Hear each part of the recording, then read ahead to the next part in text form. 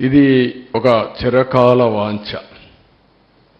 ఏదైతే 1941 నుంచి ప్రజల కల ఇది. ధవళేశ్వరం కట్టినప్పుడు కాటన్ ద్వారా ధవళేశ్వరంలో కట్టాలన్నా లేకపోతే పైన కట్టాలని ఆలోచించినప్పుడు తర్జన భర్జన పడి డబ్బులు లేవనే ఉద్దేశంతో అప్పట్లో ధవళేశ్వరంలో కట్టారు, బ్యారేజీ కట్టారు. లేకుంటే అప్పుడే కట్టాల్సింది. ఇంకొక పక్క 50 లక్షల క్యూసిక్స్ ప్రవాహాలని నది డైవర్ట్ చేసే ప్రాజెక్ట్ ఇది. చైనాలో ఉండే 3 గేజెస్ కూడా మీరు చూసే గార్జెస్ చూస్తే దీనికంటే తక్కువ. ప్రపంచంలోని అతి ఎక్కువ నీళ్లు డైవర్ట్ చేయడమే కాకుండా ప్రవహించే నది ఈ గోదావరి నది. ఇంకొక పక్కన ఇది డయాఫామ్ వాల్ మీరు చూస్తే చాలా సెన్సిటివ్.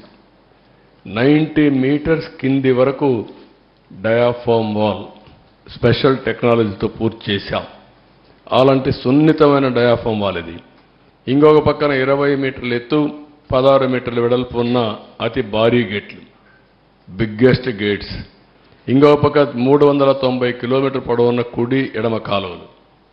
అటు ఉత్తరాంధ్ర ఇటు వచ్చే కొందికి రైట్ మెయిన్ కెనాల్ రెండు కూడా 390 కిలోమీటర్స్ ఉన్నాయి.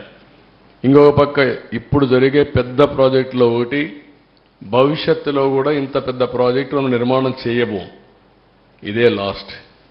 ఇండియాలో కానీ ప్రపంచంలో కానీ ఒకసారి చూసి అనలైజ్ చేస్తే ఇంత పెద్ద ప్రాజెక్టు మళ్ళా వస్తూనే ఇది కూడా లేదు. అదే మరి ఇంకొక పక్కన 24 గంటల్లో 32,315 క్యూబిక్ మీటర్ల కాంక్రీట్ పనులు చేసి గిన్నెస్ రికార్డు కూడా సాధించారు ఆ రోజు. ఈరోజు చూస్తే ఏ ప్రాజెక్టులో నిర్వహించిన కాంక్రీట్ పనులు పోలవరంలో చేయడం జరిగింది. ఇవన్నీ కూడా సైలెంట్ ఫ్యూచర్స్ కొన్ని మాత్రం. నెక్స్ట్